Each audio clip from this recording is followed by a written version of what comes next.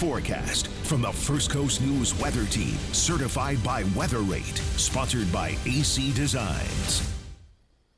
All right, so there's a look at the nice, tranquil ocean. Now, it's certainly going to be rougher on Thursday, but as a reminder, especially for those of you new to the area, as bad as it is that a hurricane, we expect fully that Helene will become a hurricane and a major hurricane, that it's coming at us from the Gulf of Mexico. And that means for those of us in northeastern Florida, we don't have to worry about a storm surge. Southeastern Georgia, yes, but it's going to be about 1 to maybe 3 feet, possibly up to 4, versus the Gulf of Mexico, where the eye will come ashore. And just to the east of where the eye comes ashore, they may have a 15-foot storm surge. As a reminder, that means just the flat Gulf rises 15 feet within the surf on top of that, which is why people are being evacuated from those coastal areas. Okay, let's take a look one more time because we just got this in at 5 o'clock. And although there's been minor adjustments, those minor adjustments are really big news, especially for those of you out toward Lake City and Waycross. Now, for all of us, any tweak farther off to the west, farther west of the forecast,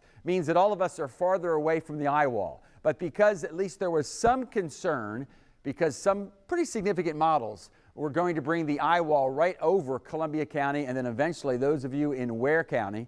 And remember that within the eye wall, especially once a hurricane becomes organized, that's where exponentially there's more damage. When I say exponentially, what I mean is 10 times more damage and life threat just within the eye wall. And with increasing confidence, and this really supports what some models were showing a few days ago, that the eye wall will come ashore about 50 miles or maybe more west of Lake City, past you folks west of Ware County. So although you're going to be hit hard, if you're not hit by the eye wall, that could be some really good news. And I can tell you from what I'm looking at, I think there's reason to go along with that. So notice that's also why the hurricane watch only extends as far to the west as those of you in Columbia County and then in Lowndes County.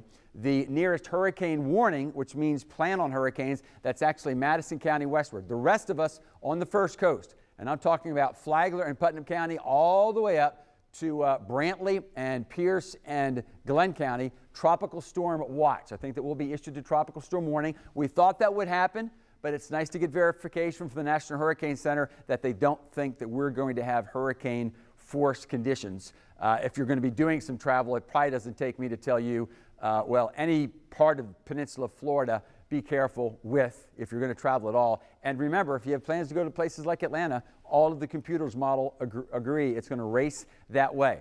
The big if in the forecast will continue to be, when does the hurricane actually make the turn?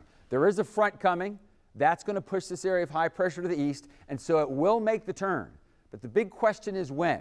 And I can tell you one of the computer models that has done best with this gives it a little bit longer to take the turn. The longer it takes the turn, the longer it's going to take to arrive, so it puts off the bad weather, but it also means it makes landfall farther off to the west of us. Tonight, nice and tranquil. Even tomorrow, we're just going to gradually see the winds increase.